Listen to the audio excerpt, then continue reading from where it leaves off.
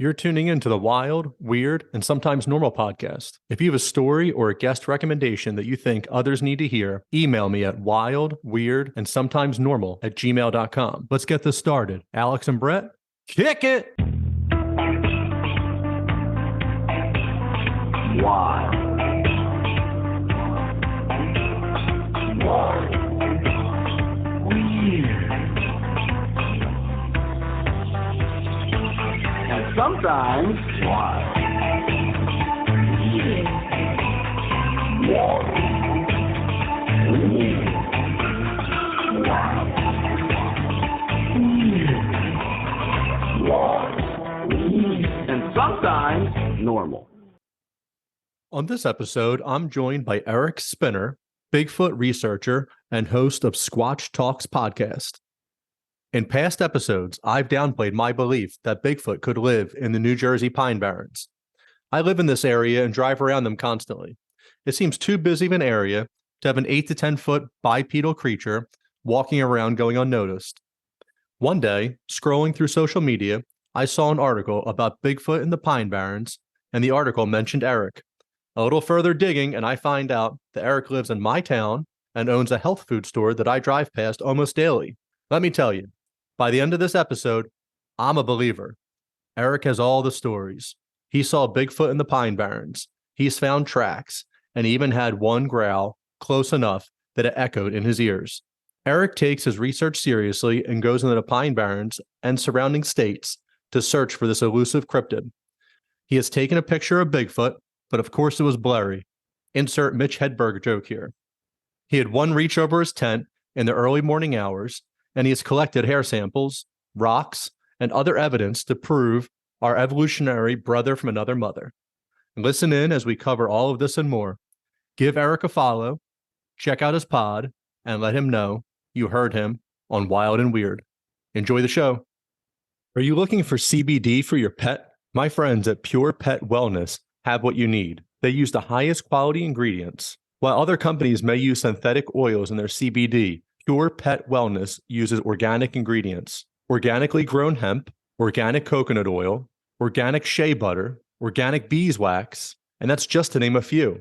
A family-owned and operated company that also offers fast shipping. Go to purepetwellness.com for all your pet's CBD needs and use the discount code WILD and weird at checkout. That's wild, A-N-D, weird. Treat your animal right. Go to purepetwellness.com. Are you looking to buy a home in New Jersey, escape the city and move to the suburbs? Finally purchase a vacation home on the lake or down the shore? Maybe you're one of the lucky ones who are retiring and moving out of state. If so, let me help you. Keller Williams and the Real Estate Professional Group have what you need to make your goals come true. Reach out and have a conversation with someone who will put you first. Contact Brian McCoach at 856-321-1212 or email brianmccoach@kw.com. Welcome to another episode of Wild, Weird, and Sometimes Normal. I'm your host, Brian. And tonight, my guest is Eric Spinner. He is the owner of Health Haven 2 in Medford, as well as a Bigfoot researcher. Welcome, Eric. Hey, thanks for having me on. Hey, man, I really appreciate you coming on. Thank you so much.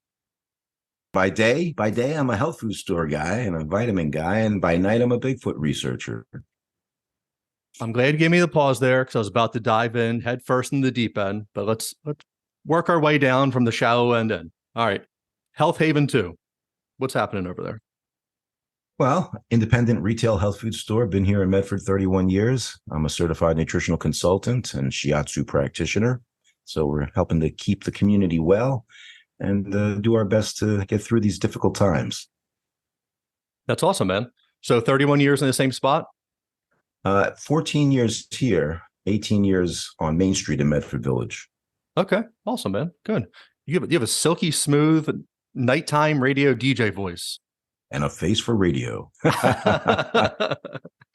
No, I'm kidding. I have done a little bit of radio in the past, and I was the vitamin guy for CBS 3 Eyewitness News.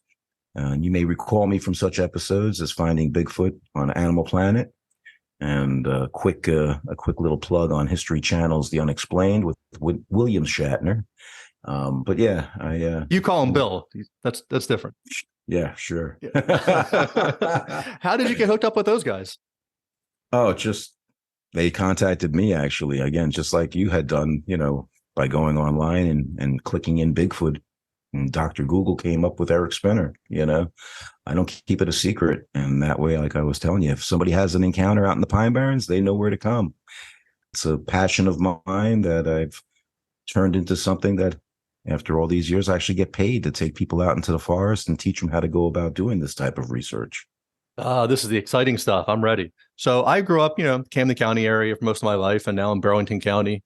And, now at the footstep of the Pine Barrens right here. And it never really crossed my mind that Bigfoot was in the Pine Barrens, or that there was sightings, or, alleged sightings, however you want to put it. And then one day, my son's into this. He's in fourth grade. So, this is I feel like when my stuff started kicking in a little bit, some UFOs and things like that. He's interested in, the obscure, the different. And I was like, hey, there's a ton of woods here. Like, what's happening? So I Googled, and that's how I came across your name. And I was just shocked that I feel it's like a little secret here for the Pine Barrens. You have the Jersey Devil. There's no recent sightings that I'm aware of. And now you have Bigfoot. Oh yeah, same thing for me. Actually, in about 2006, I jumped onto the BFRO's website and I saw that there were sightings in New Jersey, and I said, New Jersey? Who would have thunk, right? So I started researching on their website, and then I was on the Blue Board they had at the time. It was a discussion board. I started talking with other researchers in the area and also across the country, Canada, and we started exchanging finds and what we were coming across. And it just grew from there. And in 2008, I attended my first official BFRO expedition in Northwest PA. And that's really when I got the Bigfoot bug. BFRO, Bigfoot Research. Bigfoot Field Researchers Organization. That's the world's largest organization conducting scientific research into the existence of these individuals. Awesome. And we're a no-kill, organization. Matt Moneymaker is the founder, and he started it back in 1995. I became an investigator in 2009 and an organizer in 2014. And the difference is an organizer actually does take people out on expeditions. So I'm excited for this. I'm excited for this conversation. So I've been doing this for several months now, and Bigfoot, the Loch Ness Monster, UFOs, that was like my childhood. That was my childhood of things I liked, the weird that I liked. And you had nobody to talk to. If your friend didn't, give you like the secret handshake that you like Bigfoot, you really didn't bring it up. It was kind of like a really weird thing. But now the internet and social media and all these things, like you can really connect with people, and you find out everybody's kind of a little bit weird, and it's nice. Totally. Oh, and behind me, I have a poster from the movie that started it for me. Back in the 70s, my dad took me to the theater and we saw Sasquatch, the Legend of Bigfoot. And here I am on Long Island, New York, and I couldn't sleep for a month thinking that a big hairy arm was going to come through the window and grab me. And I found out later there's no Bigfoot on Long Island, but New York State has its share. I'll tell you that much. So this is what I was going to get into. For the last few months, I have been, hey, we're here for full honesty, full transparency. I have been poo-pooing Bigfoot in the Pine Barrens. And for the last couple of years, I've gone up to the Finger Lakes with my wife. And so if we start getting into, people are like, hey, what cryptids do you like? I'm like, I love Bigfoot. I'm like, oh, apparently there's sightings in the Pine Barrens. But I think of Route 206 that goes right up. And that, like Medford Lakes is like, oh, the town in the pines and all that. But that's like not true Pine Barrens. Even though there are some black bear sightings right there on Jackson, which are pretty interesting on their own. Oh, and I have a good story for the Piccadilly Inn in a minute. Okay. But 206, now you're in the Pine Barrens and you cut up to McGuire, but there's a bunch of towns. There's a bunch of stores on 206. You start getting out to the shore and like Route 9 and these things. So in my mind, I have it like, Route 9 kind of runs the one way. You have the Parkway runs up. You have Route 9. You have 206 going up. There's not a lot of room for Bigfoot. But then I brought up, previously, I've since then I have turned the corner a little bit. Then I brought up, hey, if you hit upstate Northeast Pennsylvania, a little in Pennsylvania as a whole, but going up to the Finger Lakes, Northeast Pennsylvania into upstate New York, like there are just straight mountains going up.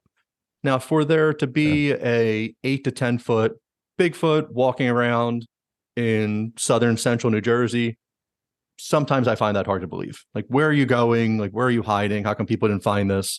we used to go off-roading all the time in Wharton State Forest, never saw anything. I'm sure Bigfoot loved the sound of the Jeep coming down, ripping through, guys listening to music and laughing and having a good time. But upstate New York and Pennsylvania, it's just straight mountains up people's backyards. Like they should have goats living up there. This is just inhabitable terrain. To that, I find that more likely that there could be a Sasquatch or something like that.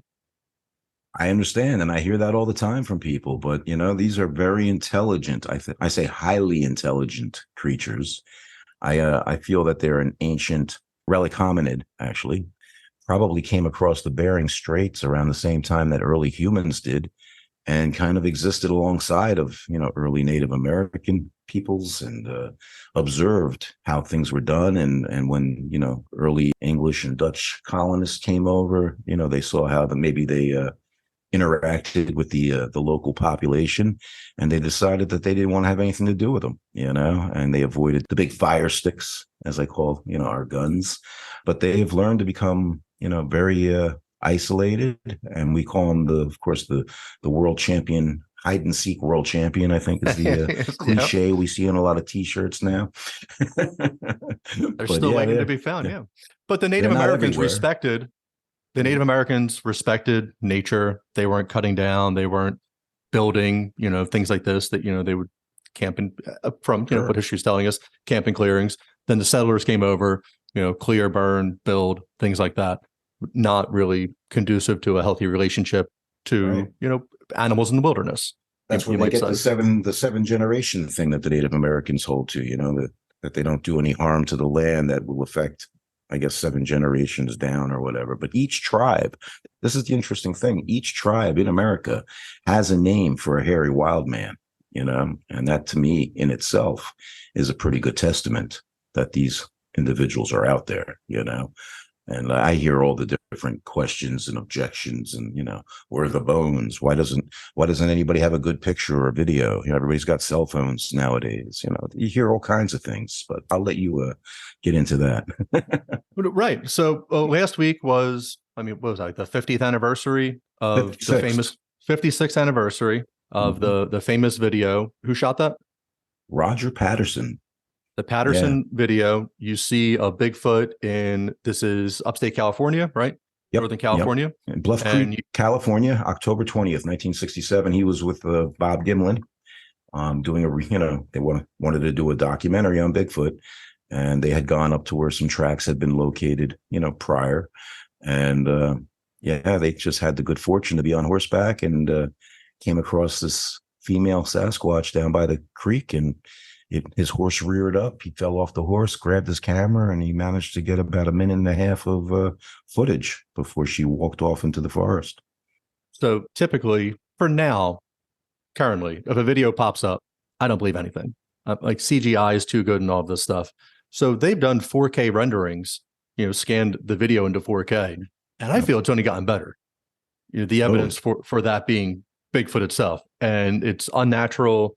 Man, hominid, human movements, as its body turns, is unnatural for a human. So just things I don't think you would think of. It would take a lot of planning in advance, and then hey, what would happen here, and then doing this, and you see a lot of things that this Bigfoot is doing as it's moving, the way it's walk, its gait, it's very unnatural. It would be hard to do for a human to duplicate. I think, let alone even think in advance, like, hey, we want to do this.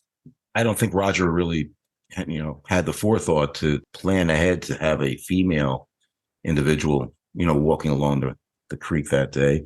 Plus, even, Hollywood costume designers have said back then they didn't have the ability to make the flexation of the muscles and everything. You can see in the right thigh a bulging muscle because there was a type of herniation. You can tell by the gait and how, like you said, how she turns to look. She turns her whole torso rather than just turning her, her neck, because the head sits very low on the neck, So these are all things that, it's been, I guess, tried to be debunked for many times. And as you were saying, they recently, in fact, on the History Channel, they had a thing, Is the Proof Out There? And they had some really compelling new video evidence. And even Dr. Jeff Meldrum was amazed by the differences in the film quality. He got all excited watching it, I think that's a great video. But then also, I kind of think that it gets forgotten in the current consciousness that people are like, wow, that was 50 years ago. Something else would have come up. But you Sure. happen to get that 1 in a million. That's why it's 1 in a million shot. That's the Right. 1 in a million video. But then people, well, what was shot last week? What was shot last year? And there's been It's others. tough. There's been others. Paul Freeman has a video out also that's, I feel, legitimate and compelling. He was a ranger out in Washington State. There's the Memorial Day footage from New York State. That's also fairly compelling. But yeah, most of the pictures are blurry. Even the picture I took of one in British Columbia was blurry. So let's hear the story. What happened? Well, that was my second expedition. The year after I did my first one in Pennsylvania, I went out to BC, to the Sunshine Coast. I was invited out to a expedition. And I'll tell you what, we had activity every day. I mean, from the first night I was there, power knocks that sound like artillery fire. Power knocks meaning like they do wood knocks as a way of communicating. We had rocks thrown, found track impressions. It was just amazing. The whole time I was out there, it was beautiful. But then on the final day, it was Sunday, I was down in the creek bottom, and I was just doing my affirmations and meditating. I was sitting on a downed tree. I had my digital camera in my left hand. And after I got done, I look up and I see about 75 yards away, I see an auburn-colored individual, just a head and shoulders behind some boulders and some branches. And I said, that wasn't there a moment ago. So I lifted up my camera and I zoomed in and I took a picture. And then I remembered somebody saying, if you turn around and take pictures behind your back, you might get them standing up and walking away. So I attempted that. And of course, all I got was bushes. And when I turned back around, it was gone. So of course, I wanted to kick myself for not looking at it more closely. I thought I saw a second one actually higher up on the hillside near a big spruce. And I walked back up the hill to base camp, and it was just the other, Rob, the organizer at the time. And I took my SD card out and put it in his laptop. And I said, I think I saw a Sasquatch. And he checked and I took a comparison photo also of just that area. And he looked at my pictures and he says, yeah, I think you saw a Sasquatch. Was that the first time you ever saw one? That was the first brief encounter. Yeah. Okay. How did that make you feel? Did you accomplish a goal? Were you frightened? Were you enlightened? As well, because like I said, there was activity every night. We went to this one lake, he and I and another guy from Washington, Seattle, Washington. And there was a alleged 9.5 foot tall, alpha male at this location. And so we got set up before dark, we got all our gear out and, opened our snacks and stuff. And just as it was starting to get dark, first we hear a power knock, then a tree gets pushed over. Then we hear another power knock. Then another tree gets pushed over. I'm thinking, yeah, here we go. It's going to be my in-my-face encounter, And then Neil turned on his camera equipment and went, and that was it. Nothing after that. So, when I was down in the creek bottom and I saw it, I didn't have fear. I had the hairs on my arms stood up and I had a wave of calm come over me. So I wasn't feeling threatened because obviously it was up on the hillside. You know what I mean?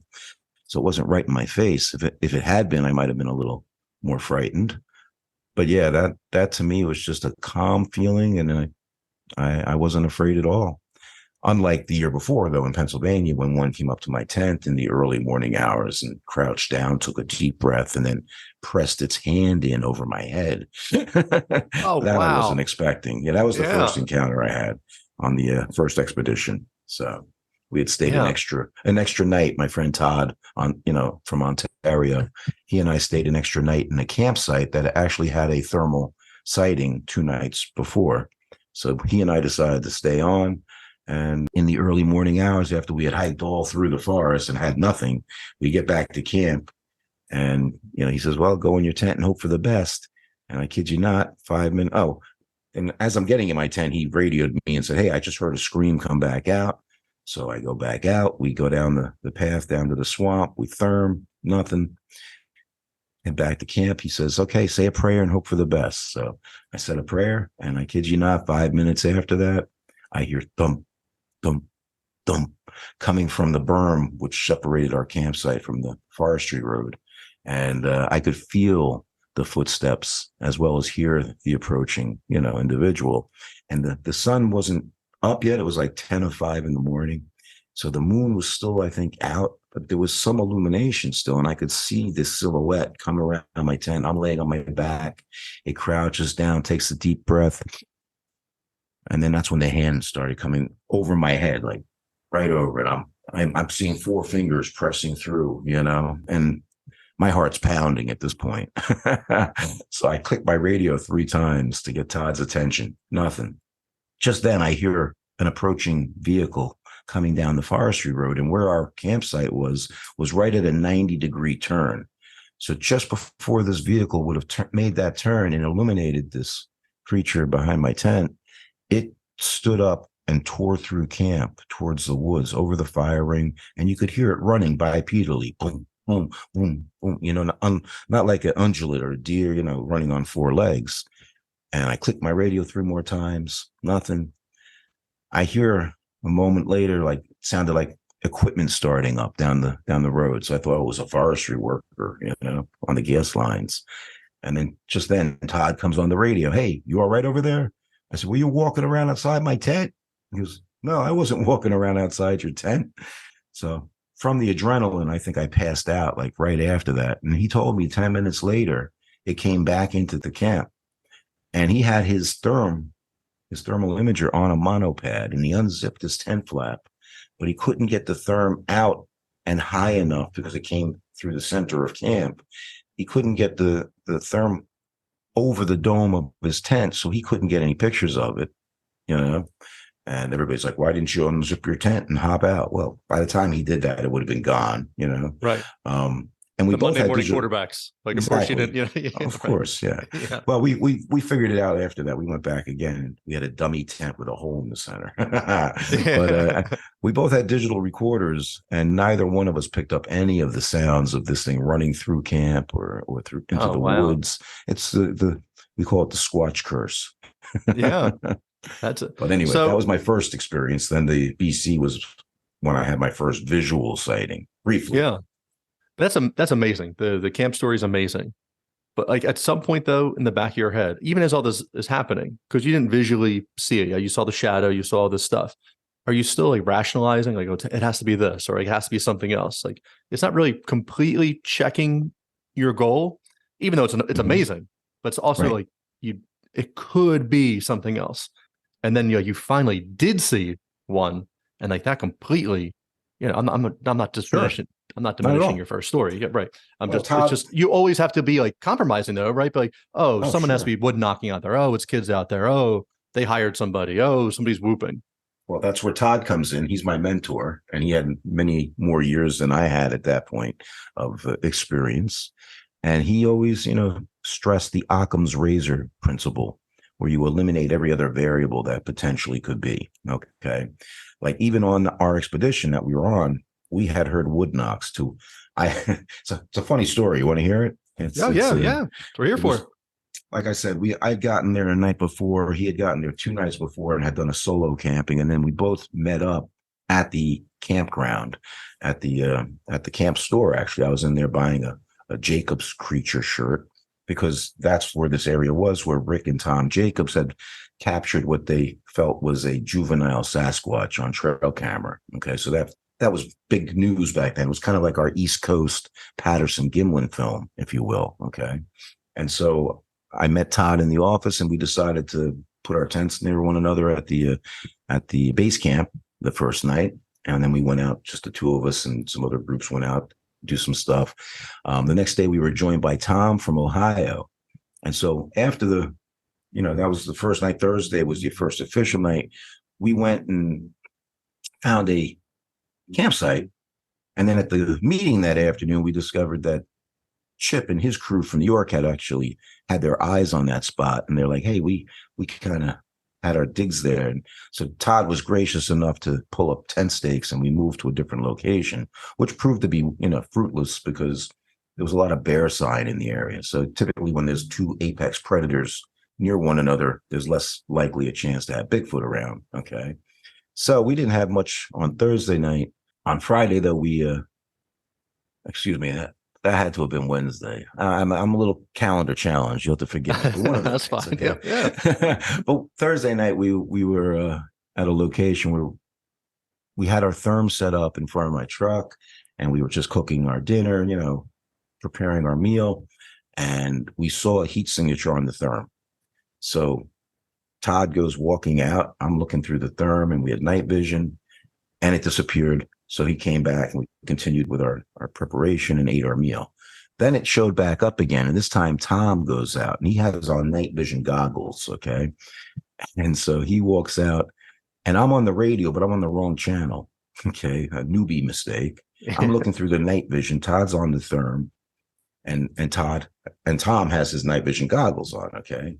So Tom's walking out, and he gets out about, I don't know, 50, 75 yards, and this thing gets bigger. And so I'm saying, it's on your right. It's on your right. But my radio was on the wrong channel, so he wasn't hearing me. And then Todd radios him and says, it's on your right. And it just stood up.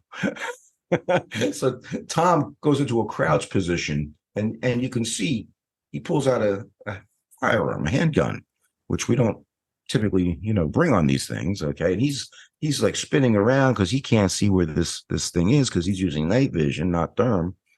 And then we realize it's a deer, and Todd radios him and says, don't worry, it's just a deer. And we see it walking off, Yeah. Okay. So he comes walking back into camp, and we're cracking up at this point because, you have that nervous tension where you're thinking something might happen and you're relieved that it worked out okay. So we're kind of laughing, and he comes back into the camp and says, I don't think it's very funny. I don't think it's funny at all. I might think it's funny tomorrow, but right now I don't think it's very funny. And so that made me laugh even harder. Okay. Yeah. I'm pissing myself. So I'm feeling bad afterwards. And so I grabbed a roll of TP, and I said, okay, it's my turn. I'm going to go out. Right. And I didn't have anything. I had a red LED headlight, and I had I had a child's baseball bat, I think. No, I didn't have a child's baseball bat at the time. I'm sorry. I went out, and I said, it's my turn. So I walk out. I get about 100 yards, maybe 150 yards out. And I'm figuring they're going to mess with me, So I take a pee on a tree. And then I move to the right, and they're going, and I didn't have my radio on me either. And they're going, there's something on your right. I'm like, huh? There's something on your right. And so I pick up a stick off the ground, and I see a stump in front of me. So I beat this stump to death with the stick. And then from up on the hillside above me comes a single wood knock. And I'm like, whoa, I got a knock. But it's just a single knock. That means don't come any closer, right? That's what I'm thinking. So I turn and I say, I got a knock. You're like, oh, I got a knock. So at this point, I'm like, almost 200 yards away from base camp. I walk back into camp. They're doubting that I got a knock, right? So I had a digital recorder stuck in my pocket of my jacket, though. So I pull it out, and I rewound it, and I played it for him, and we got a knock. So that's pretty exciting, right? So, but Todd, being the Occam's razor guy, he's like, well, we got to go and eliminate the possibility that there's somebody camping down the road. So we hiked down the road, about a mile and a half, wound up doing some back and forth volleys, and got another knock. Okay. We also saw a bear, a mama bear with 2 cubs. And she came into our campsite later that night. So yeah, we kind of eliminated the possibility that there was any other campers. So we were feeling pretty good that we got 2 knocks. Like, hey, let's not tell anybody at the meeting tomorrow morning about this, because we don't want them all coming to this area, and and hanging out near us, right? Yeah, preserve your sanctity. But yeah, exactly. And so at the group meeting, though, we find out that Chip and his crew had a thermal hit at their campground. So this is Friday night, apparently. So we're like, hey, that's cool. We got a couple of knocks.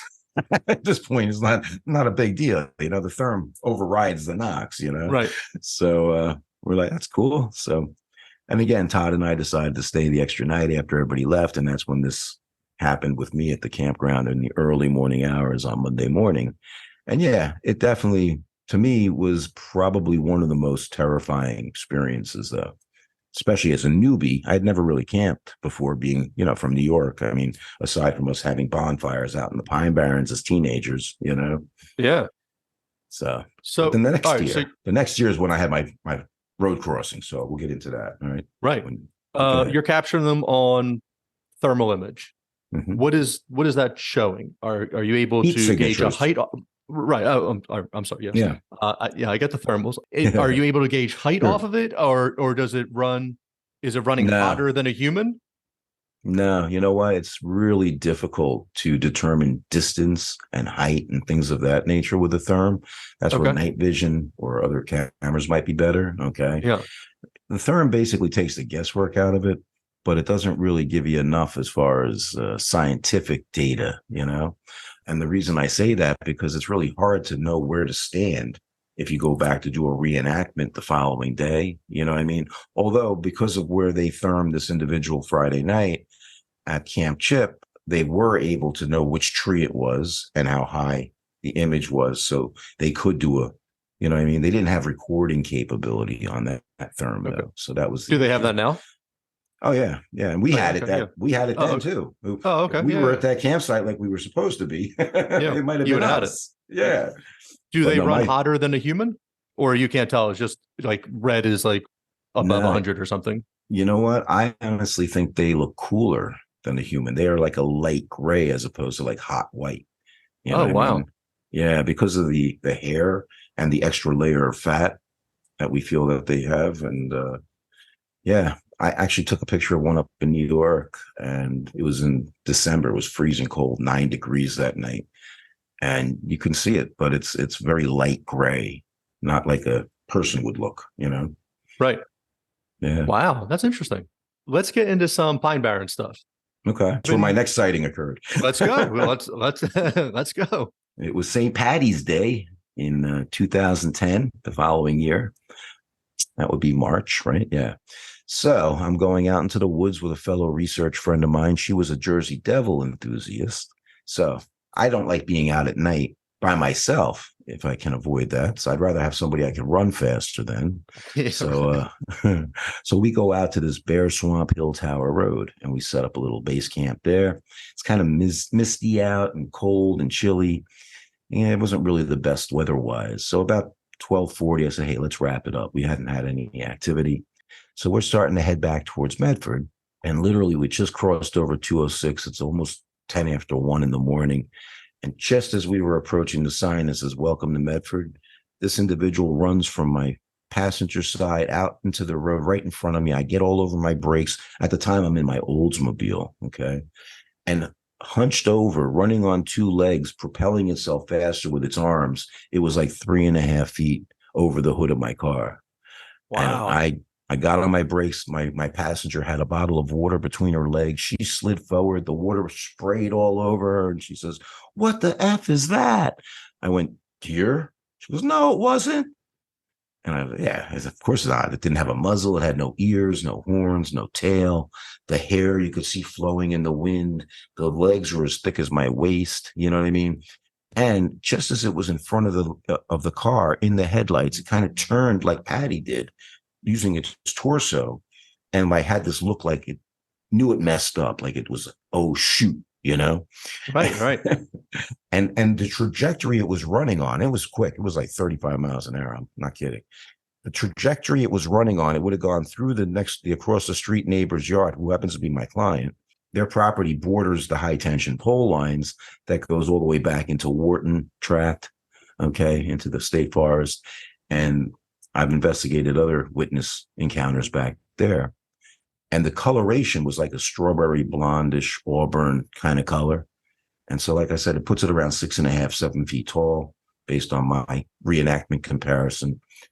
But yeah, the following night, somebody else was traveling down the same stretch of road, and they had the exact same thing happen to them. And then a year later, another woman was going in the opposite direction home from work, and she had one run out in front of her at the same spot. So that's 3 encounters at this one location. So, other people who I've told this story say, hey, you should just put a trail camera up there. Yeah. So I said I was going to tell you about the Piccadilly Inn. Yeah. So in January, I'm going to a concert in Atlantic City with my buddy. So we're like, oh, we'll stop at the Pick. We'll get something to eat. And we get a seat at the corner of the bar. So we're at the corner. There's 2 seats that you could sit, and then like everything else is open up. The Pick's like super packed and all this stuff. So these 2 guys sit down next to us. I just give them like, the generally head nod, and we're, me and my buddy are BSing. And, the other 2 guys, the one was a regular, and the other one, I think it was his son or somebody who was a bit younger than him. So the older guy, he was a regular. So he's like saying hi to all the bartenders and everything. And one of the bartenders bar back comes over, and they're talking a little bit. And I hear some like pictures or whatever. It's like my ears perk up a little bit. He's like, "Oh yeah, well, show me those pictures." Oh, hey, what pictures are happening? I like pictures. So he goes, "Oh, I'll get my phone. I'll come back." So he comes back, and he's showing the guy and his son these pictures. And I'm like elbow to elbow, like across from him. So I lean over a little bit. I'm like, "Hey, what do you guys got over there?" And he shows me. He's like, "Hey, we picked these up on our trail cam last night." He's like, "There's wolves coming down from Maine that are, I don't know how big they are, but he said the trail cam was up to his hip. And so the head would have been above his hip. So there's these like gray wolves that aren't supposed to be down in the Pine Barrens, not supposed to be down this far." He's like, "Oh, we picked them up here." And then the next picture, I didn't get to ask him. And he was holding some type of cat, bobcats. He was holding it by the scruff of his neck and stretched out. I don't know how tall the guy was. So he's holding it by the scruff of his neck. The head of the cat is kind of near his head. He's holding it up, and its legs stretched out like halfway down his calf. A giant cat that he shot. He's like, I was like, "Where's this at?" And he's like, "Right behind here." So No kidding. yeah. So I have meant to go back to see if I could find that bartender, or also just say like, "Hey, you guys ever hear about Bigfoot back here?" But I haven't made it back there yet. Oh, there was But a those recent 2 pictures were interesting. That's pretty interesting. Yeah. But there's a recent photo that came from some off-roaders in their Jeeps. These Jeep clubs go out, and they picked up something on their camera that they weren't expecting, so that was fairly recent. One of my clients who, frequents the Pick, she was on her way home, and like 1:30 in the morning one night on 206, something ran out in front of her vehicle. And she told me about that story. And again, that was back, I guess, 2011 in that time frame. So yeah, there's plenty of activity in that area. In fact, one of my new friends, recent attendee at a previous expedition in the Pine Barrens that I conducted, is, we become friends with these people, and it forms bonds that last a lifetime, so to speak. But yeah, my friend Jacob had an encounter. He's a herpetologist and was there with his friend Cooper, and they both saw something during the day right off of 206 north of the Piccadilly. So definitely an area that could sustain a large, as of yet undiscovered primate, and as long as there's enough ground cover and food source and water source, I believe they can exist there. Yeah. So as I said in the beginning, I poo-pooed it a little bit, but then as I drive around more and, we go out near like Batstow, it is just pure wilderness all through there. And then up through McGuire. That, like in my mind, it's probably a solid 30 miles from 206 to, the Parkway going up there. It's like, why can't something live in there? And especially if they're, maybe they migrate depending on the season.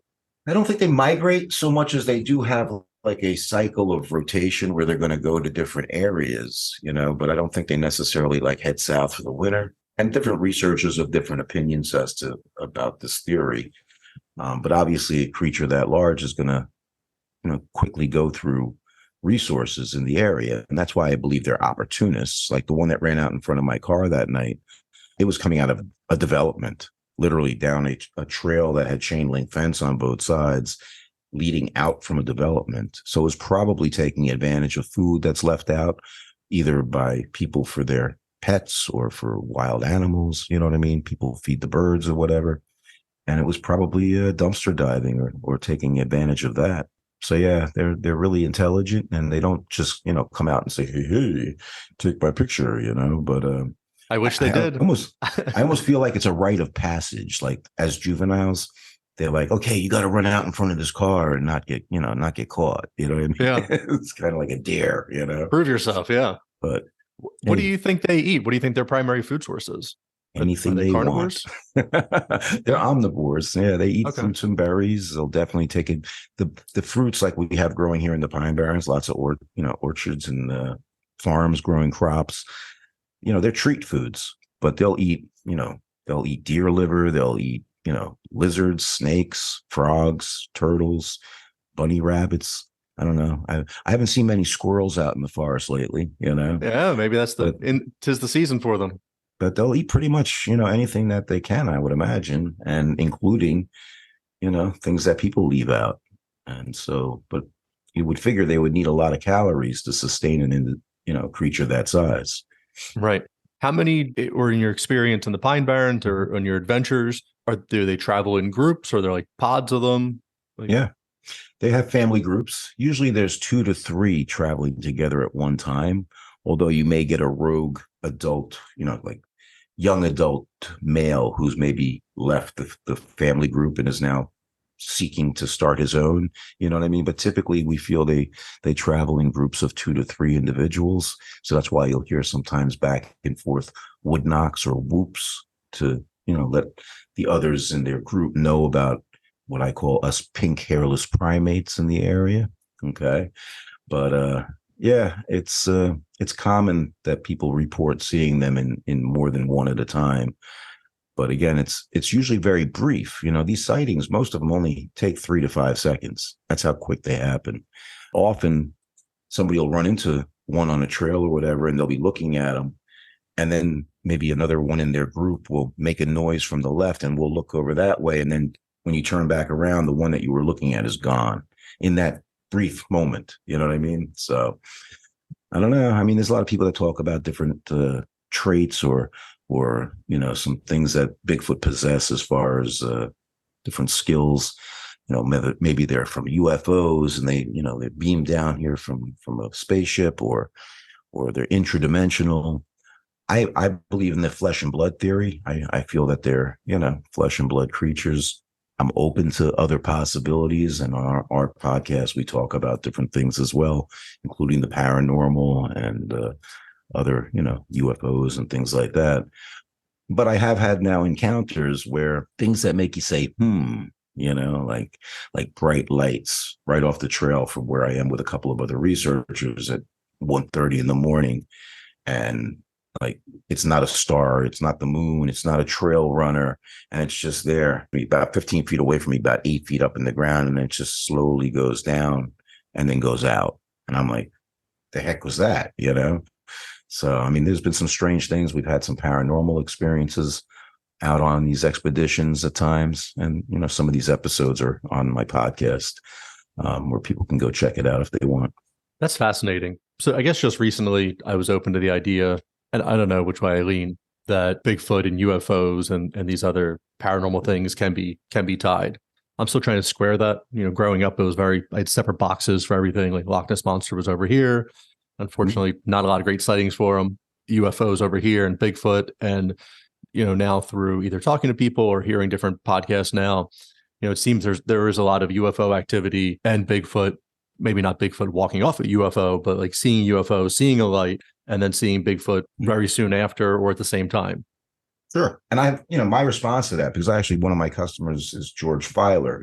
He was a director for the MUFON in this area. And he used to always come in asking about what I thought about that and telling me he's had witnesses report this type of activity. And I said, well, George, I think that Bigfoot are very curious creatures. And just like humans would look up into the sky and be like, what is that? Same thing. They're gonna be curious and they're gonna observe things like that. And it's possible that if there's a human that's observing this phenomenon at the same time, they might associate the two together. I personally don't feel they're aliens, but again, we don't have enough evidence or data to suggest otherwise. So I'm going to stick with my belief that they are a breeding relic hominid, as I said, and there's enough of a population to keep them in existence, unlike Loch Ness, of course, because obviously there would have to be more than one of these creatures in order for it to continue to thrive.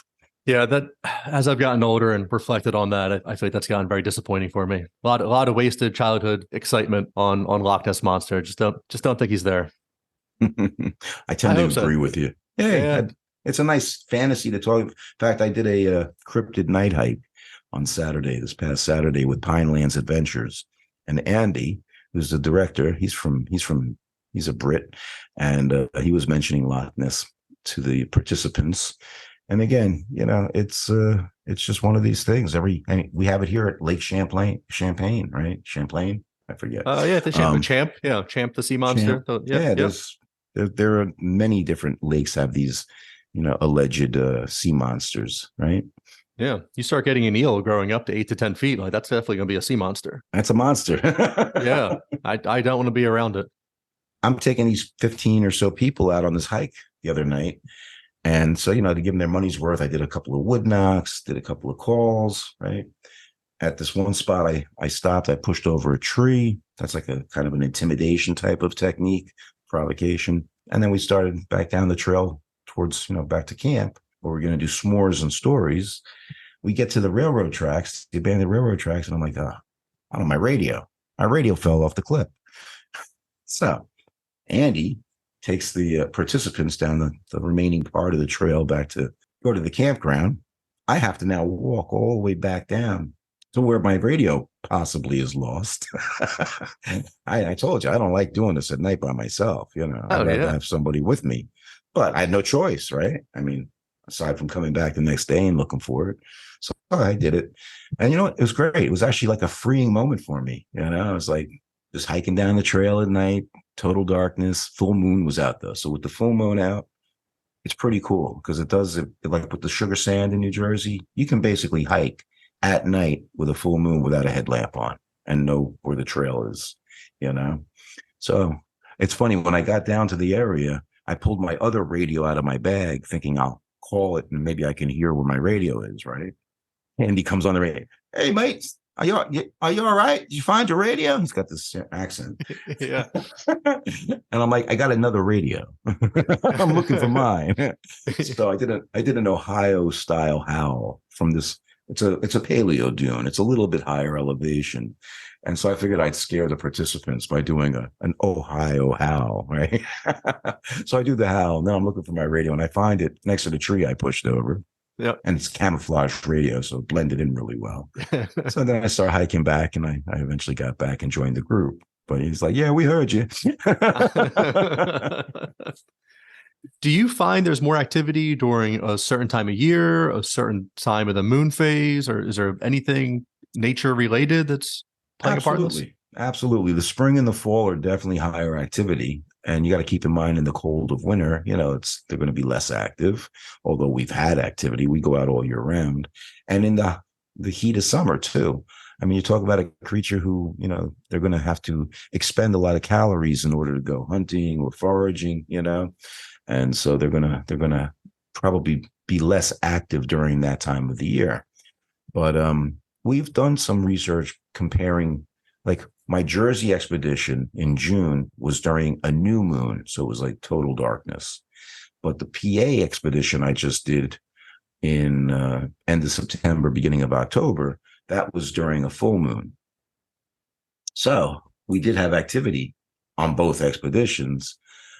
And it's hard to compare which has more, you know what I mean? The Pennsylvania one, according to some of my fellow researchers, was just a magical expedition. There was a lot of stuff going on. Yeah, we had our fair share of stuff happen in Jersey as well. But again, Pennsylvania is like the third highest number of sightings on our database, the bfro.net, the database, where you can go on and check out these sightings in your areas and around the world, basically. Pennsylvania is number 3, and Jersey has over, I think, 100 publicly listed. Okay. But we have thousands of reports that come in that aren't made public because they're either reportable, or they could be a potential hoax, or you just can't get a hold of the witness. You know what I mean? So there's reasons why not all reports get published. We're not getting paid for doing that. You know what I mean? Right. It's not our day job. So it's a lot of fun though. Speaking to witnesses, I've spoken to hundreds of witnesses, and I like to get out and go to the site, do a recreation, take measurements, speak to the witness in person so you can see the body language and the inflection. And I've had the good fortune on a couple of occasions to actually meet up with witnesses like the day after of their encounter. And that's when it's really unbelievable, when you get to hear it fresh like that. But I've also had people that I've spoken to that it happened 40 or 50 years ago, It's cool. Probably not something you forget easily, and probably flows back to them pretty quickly once when you have an incident like that. Oh, for sure, for sure. Like after my road crossing in March of 2010, I was out on Thanksgiving morning, November 26th, I think it was 2010. I was looking for tracks because it had snowed lightly overnight. And I got out to about where Apple Pie Hill is, near that area, and also the abandoned railroad tracks there, where the Blue Comet used to go through. I parked my Olds on a trail, and I hiked in a couple of miles to the tracks. And it's funny because I crossed over the railroad tracks, and I had to urinate. So I took a pee on a tree, and then I see this stump ahead of me, and I had my child's baseball bat with me. So I decided to do some wood knocks, like bang, bang, right? And from behind me on the right comes a growl so loud it vibrated my right ear. And I turned and I went, whoa. Another growl. I turned and went, whoa. A second time. And like, this is November 26th. The leaves are off the trees. It's a lot of pine trees. Okay. The sheep sorrel had lost most of its leaves. I'm not seeing where this growl is coming from. So at this point, I'm like, well, you're 3 miles from your car. And what you got for defense is a child's baseball bat. I said, hello, how are you? I said, does this mean you don't want me here? I said, okay, I'm leaving. And I went up on the tracks. I turned back and waved. And I went down the other side and I got on the trail that I came in on. I started heading back towards my vehicle. Occasionally, I'm glancing behind me to see if anything's following me. And I turned right to get back on the trail I came in on. I had to go through a little tight section of trail through this swampy area where there's like high bushes on both sides. And I'm thinking, oh, this is great. This is where I'm going to get grabbed and pulled into the forest, right? I made it through there. And then I see a trail, a game trail going to my right through a grove of mountain laurel. And I said, whoa, they love mountain laurel. I think they use it for like nursery areas to kind of keep the young safe while they're out foraging. I take this game trail into the woods and it comes out on a clearing. And in the freshly fallen snow, I come across a line of tracks, only about 11 and a half, 12 inches, the foot impression, but in tightrope fashion. They don't walk like humans. They walk more in like tightrope fashion. And they had been snowed into. So you could see that there was toe impressions, but that the snow had continued snowing after they were made. They went across this clearing and at the end continued on another game trail, but there was an arch and there was an X, 2 trees crossing one another, and a tree broken off about 5.5 feet off the ground. And I thought, wow, this is a great place to put my trail camera. So half hour after getting growled at, I had some apples on me and I had a can of Alpo dog stew in a can. So I put the can of stew in the top of the tree that's broken off and I placed some apples around and I set up my game camera. And then after that, I headed back to my car. Did you ever catch anything on the camera? Nah, of course not. That was an old, yeah. Flash kind, I mean, nowadays we use no glow and it's still almost impossible to get anything. They're so smart. I've gotten a couple of pictures on trail cameras, but of course they're blurry. You can't make out what they are, When I got Northeast PA. The comedian Mitch Hedberg used to have a joke and it was like, maybe Bigfoot's just blurry. Yeah. Like, well, yeah. My joke is, because I tell you, it's really funny. Up in New York, on the New York expedition, we had done 2, one in October, one in November. That was in 2020. I co-organized the one in November. I had placed about a half a dozen apple cider donuts in a tree across from my camera. And then I had 2 apples in the tree that the camera was in, and 4 or 5 more on the opposite side where the donuts were. And then I had another trail camera back at base camp in the kitchen area. So I get home on Sunday afternoon from the expedition and I realize I forgot my trail cameras. 3-hour drive, So I said to my wife, yeah, we were both off on Monday. I said, hey, honey, want to take a ride to New York? So we drive back up to New York on Monday. And I'm thinking, this is great. Cameras are out an extra day. Nobody's there. So I called Brian, my brother from another mother. And he meets us up at base camp because he lives like real close. And him and Heather, my wife, are standing at the horse corral talking. I go and retrieve the camera, and we hang out for a little while, and then we head home. I can't wait to get the SD cards in my computer to check them out. The first one from the kitchen area just had deer on them, nothing exciting. I'm thinking, this one that had on the trail where it splits off into like a Y. All the donuts were gone. All the apples were gone, except the 2 apples that were in the tree that the camera was placed on. Okay. And I'm thinking, I got the best footage ever. Okay. I get the SD card in. There's nothing on the SD card, not even me setting up the camera. And it's a good camera. I'm like, the hell? I'm thinking, what did I do? My gut felt like I got kicked in the gut. And I realized they probably took the SD card. They looked at the pictures. They said, this one's blurry. This one's blurry. This one's blurry. This one's not blurry. We got to get rid of all these. And they deleted them all off my card and put it back in. I think that's what happened. I think that's what happened. Yeah. Do you think they can feel the electromagnetic field around these things? There's people who have that opinion that they can see the IR, the infrared light that cameras use to take night vision shots, or that they can sense the whine of the thing heating up or whatever, the element inside. Some people feel they can smell like a formaldehyde smell from, I don't know. And then there's people that just claim, they know the forest like the back of their hand. So if you set up a camera, they're just going to know it's there. Well, I don't necessarily agree, because there's so many trees and so many different things we've placed. We have cameras in different things that are concealed. I've got a long duration recorder where I put my digital recorder inside, and it has specialized mics, and it's camouflage. You can hang it in a tree. They would never see that. You know what I mean? So, and I've had it tapped on, and, there's some strange things that have happened. But yeah, there's different viewpoints on that. I don't know. I just think these cameras are useless.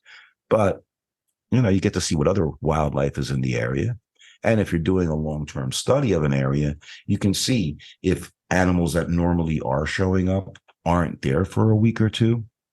That could indicate that there's a predator in the area at that time of the year. You know what I mean? So there are some different ways they can be used. I just don't feel they're useful to gather data, pictures. Yeah. Have you heard any the park rangers at Wharton State Forest ever tell you any stories of them seeing things or hearing things? Or yeah, they're pretty tight-lipped at Wharton. I've spoken to other rangers though that have. It just seems like New Jersey, they do make it a point to be closed-mouthed, and they'll usually say it's bear. Like over at Alair State Forest, there was a cyclist who saw a gorilla sitting on a downed tree one morning. So I went right up there after I heard about it, recent after the sighting, and I asked the rangers, and they're like, "Oh no, that was just a bear." I said, "Well, can I talk to somebody who spoke to the witness, or can you give me the witness's name and information?" They're like, "Oh, it was just a bear. You have to call the police." I said, "Okay." So, but we found trackways at Alair, so. There's a lot of different signs that are out there. I mentioned the tree manipulations. Those are what we consider indications of maybe, territorial markers or warning signs to other Bigfoots coming through the area. But yeah, there's just not enough that we know about these individuals yet to conclusively say that this is what it is. I've had 2 anthropologists on my last 2 expeditions. This prior one in Pennsylvania, I actually had an eDNA scientist on board with access to a lab in Maryland. So now I have some legitimate scientific individuals that I can send data to or, samples to and have them checked, which is pretty awesome. What kind of samples have you found on your tours? I found some tracks a couple of weeks ago in the Pine Barrens, and I took my friend and research buddy Art out. We did a night op at the location, and the pond had drained even more, and there was 2 more tracks in the area that had drained. I actually took a collection of some water out of one of the tracks, so that's one sample. I've had hair samples provided me. I've got sticks that were touched. I have the rock that was thrown at me in BC. Of course, that's really old at this point. That would be useless, but now I have some means to get things checked out. So yeah, I'm excited. The hair that I had analyzed was of unknown origin. That was done by the state police. That's what we want, though. This is it. Yeah. It's known. I'm telling you. And you see these tracks behind me here next to Squatchy. Those were taken in the Pine Barrens after one of Oh, my wow. The cast. first Yeah. expedition to track cast. Yeah. And then I've got the other ones on this side, which are from California and Washington State. A couple of them are from my friend, Dr. Jeff Meldrum, who's one of the leading anthropologists that, does this type of research and study. So, hey, I'm not trying to prove it to anybody. You know what I mean? I'm having a good time. I enjoy taking people out into the forest and teaching them about these creatures and showing them how to go about doing this research. And hopefully they'll continue to take what they learned and go and do it in their neck of the woods. Yeah. Why do you think New Jersey is so tight-lipped? Why do you think the Rangers, or do you think it's like a top-down direction? It's bureaucratic, I think, mostly. I mean, Jersey's even tough to go camping. I mean, you can't just pop a tent up on the side of the road like you can in Pennsylvania and New York. You know what I mean? It's like it's so regimented and like they got to get a fee for everything. And plus, keep in mind, what would the knowledge of these creatures do to the Park Service industry or the wood paper pulp industry? There's just so many reasons, just like with the spotted owl, that the officials don't want us to know about them. You know what I mean? Right. There's a Tasmanian tiger in Australia. It's supposed to be extinct. They're supposed to be bringing it back, but there's some decent trail cam footage that comes out every once in a while that it's apparently still around. But very few numbers and all this stuff. And then the officials there, no, this isn't true. This isn't true. Yeah. So as you're bringing up with like the paper industry and things like that, I think that has a lot to do with it. That if you admit to these endangered species, you now have to shut down everything that's happening in that area. Like there's no more logging in Washington State. There's no more, you're not cutting new roads. Now you have to watch out for the air base and like what kind of fumes they're giving off and things like this. Because, this was Bigfoot's territory to begin with, and now we have to protect all of it. And the pick is closed on Mondays and things like that. Like, I need to go to the pick on Mondays. What are you people doing? But I don't think they need our protection necessarily. Like some people are say they do this type of research because they want to get them protected. You know what I mean? And enact laws where they can't be hunted or whatever. I think they've done pretty good on their own all these years. You know what I mean? So I'm not necessarily, like I said, trying to prove it or protect them. I just enjoy doing the research and learning more about them. Just like I, going out and learning about snakes or birds or whatever else is out there. I just enjoy being out in nature, But if New Jersey could charge you $50 to go out Bigfoot hunting, Bigfoot sighting, they would do that in a heartbeat to charge you a permit. And that's the funny thing. We had a ranger come into this, a type 2 inspection, we call that. I had a ranger come into the base camp at PA. We typically say the Spinner family reunion. That's why we're there, right? Yeah. So one of the attendees who should have known better, Brian, tells him, "Oh, you got to go talk to Eric." So he comes down to my end of the campground. I walk out with my hot dog in my hand and my BFRO hat on, and hey, how you doing? He's like, "Oh, what's going on?" I said, "I was told to ask for Eric." I said, "Yeah, that's me." He says, "What's happening?" I said, "Oh, we're just having the Spinner family reunion." He goes, "With the BFRO?"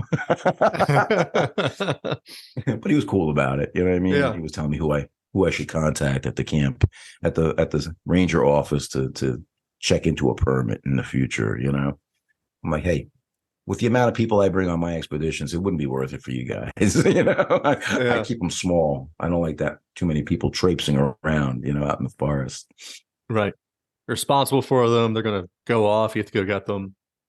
Yeah. And that's the cool thing, though, about, like I said, I had a passion that I turned into something that now I actually get paid by the BFRO as an organizer to take people out into the forest. And that pays for my gear. It pays for the gas and the camping and stuff. But I give it all back. I rent the campgrounds. I bring lots of food. We cook for the troops. You know what I mean? So I'm not making anything on these things, but it's fun.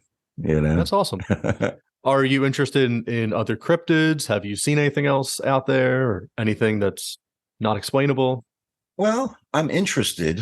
I don't do a lot of research into other things. Like I'm not a JD fan. I think that's folklore that's been perpetuated by Bigfoot out in the forest of the Pine Barrens. But in Pennsylvania, Todd and I were on that hike I mentioned where we were out also during the daytime, getting an eyes on, the area.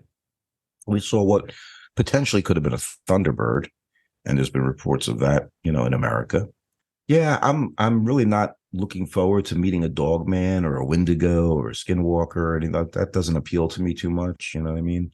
I've had UFO encounters. I've seen 2 UFOs two at one time. And then your ball light you saw too. Yeah, that I can't explain. Yeah. So the UFOs were they classic saucer shaped, or it was a little more hexagonal in the front and rounder in the back, about 1,000 feet up, one in front of the other, like a charcoal gray color. And on the bottom was a round reddish orange disc that just pulsed, boom, boom, boom, and no sound. One in front of the other, about, right above us. And my neighbor who I was with, I looked up and I said, "Are you seeing what I'm seeing?" And he said, "Yep." And then that was at my other house down the street. And so then it was another time I was going back to check the pool, and 5 white triangles flew right overhead. I was with my Jack Russell Terrorist, and we were coming back in through the trellis that separates the pool yard from the other English garden part of the yard. And literally I ducked because it went right over like the house, and it just seemed like it was right over my head, I ran to the front of the house to see if I could see him across the street over the park, and nothing. So I'm coming back down the driveway. And again, they came back over the house and then turned and went left and up into the air silently in formation, V formation. And I ran into the house getting all excited, thinking, "Oh, let me go look this up online," because it was, around 95, 96. Thinking, "Oh, there'll be an internet." Oh, there wouldn't be any sightings because I just saw it. But, it's the classic triangular shape, sighting of a UFO. And again, silent. So who knows? But yeah, there's been some reports of the big black triangles over the Pine Barrens. Yep. Them and going. I have not seen those. I did see, this was probably the summer of 17, maybe like August 2017. And it was probably 6 p.m. during, evening, it was still bright, it's daylight, but there was a light in the sky. It was too bright for a star. It wasn't moving at all. It just stayed there. And it was lower than a celestial object. It wasn't a plane, it wasn't moving. And I stared at it for about 45 minutes. And in that 45 minutes, it maybe moved 10 feet. Yeah. And just sat up there and stayed there. We've seen things out in the field when we're doing Bigfoot research where, I've had them fly over and go off in different directions and stuff and fly erratically. One night, there was one I was looking up, and it was like a flash bulb went off right above, I was like, wow. And then another one was behind, and another flash bulb went off, like an old flash from a camera back in the day. Yeah.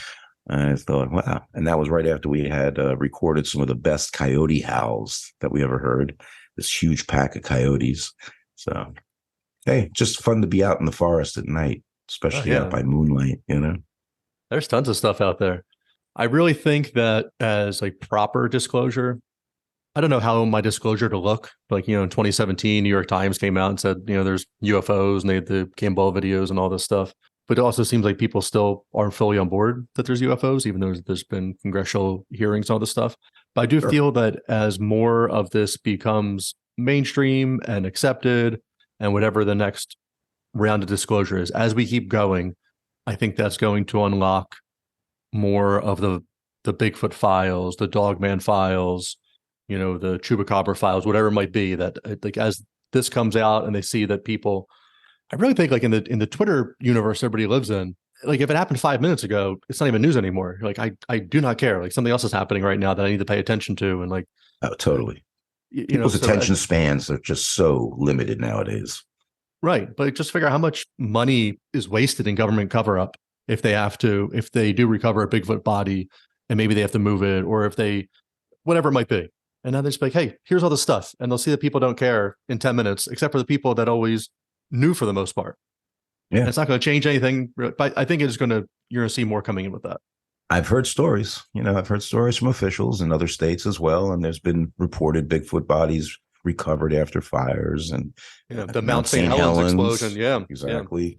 Yeah. So, and then I've also spoken to one witness who described walking at the Pentagon and walking past a door that said Bigfoot research on it. Wow. All right. Yeah. So there are stories out there. And of course, the UFO stuff they've been releasing in the recent years, I think that's been mainly to distract us from what's not going on, what they're not getting done in DC. This is all sleight of hand. Yeah. And again, this is weird, wild and weird, right? Wild. You're the sometimes normal part in all this. Imagine that. I was thinking I was considering myself the wild and weird portion, actually. One of us is normal here. We'll see. Yeah. No. Yeah. So we cover everything. I myself am wild and weird. So you brought up, you said that we're the pink hairless monkeys, right? Primates, yeah. Primates, right. So one thing that I forget where I heard this or I was listening to, but I always find it fascinating that we are the only species, humans, that a monkey's born, it has its mother, but like, it doesn't need a house. It doesn't need heating. It doesn't need clothing. Like it can fend for itself. But humans are the only species that you need help and conditions and all this other stuff to survive, where rabbits are just out there and things like that. So I really think it's interesting, our development through history, the change in the planet that's happened throughout history and what might have been prior to recent times that enabled humans to thrive and survive. Yeah, no, I definitely think that we've evolved from what we believe are early humans walking around bipedally, still covered in hair. Like Gigantopithecus was a primate back in prehistoric times. And of course, then there's Heidelbergensis is one that I think is potentially, ancestor of Bigfoot's. Okay. So again, there's different possibilities. Yeah. I'm very excited for the future holds. I just love hearing the different stories. In Vietnam, there was talks during the war that people would see these Sasquatch-like things like going through and they thought they were possibly the enemy, and then like getting all confused on what they were fighting at that time. Like, ignore those things, not worry about that. Focus on the war over here. You see things in Afghanistan you hear about. Like it's just fascinating. The world's a fascinating place. Totally. Yeah. What is your hope for the future for Bigfoot? I guess what is your hope and what is your expectation? I hope that, one day they'll be, made real, as far as the myth will be over and we'll know for sure that they exist. But again, I'm not the one who I feel necessarily wants to be the one who says where they are, because I don't want a bunch of wahoos going out there with guns trying to shoot them. You know what I mean? But, I think it's going to happen eventually, especially with everybody out there nowadays looking for them.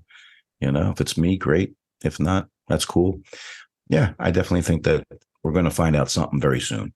Yeah, I hope so. I really hope so. I hope your research guys, the laboratory guys, can help you out. And, if they're on board coming out on, your expeditions, that means at least they're on board to find the truth. They're open just sending it off. Right, to the Smithsonian Institute, and they come back, oh, it's just a squirrel. And there they are, filing it away with everything else that they don't give to us. Yeah. Yeah. Eric, I appreciate your time. Do you have any other paths you want to go down? I don't know. I think we covered pretty much everything. Yeah. We covered all the bases. Yeah. We always want to leave the people wanting more. This way. Absolutely. Back on. I got more stories. So, we just barely touched on some of the experiences, but they can certainly go and check out things on my podcast as well.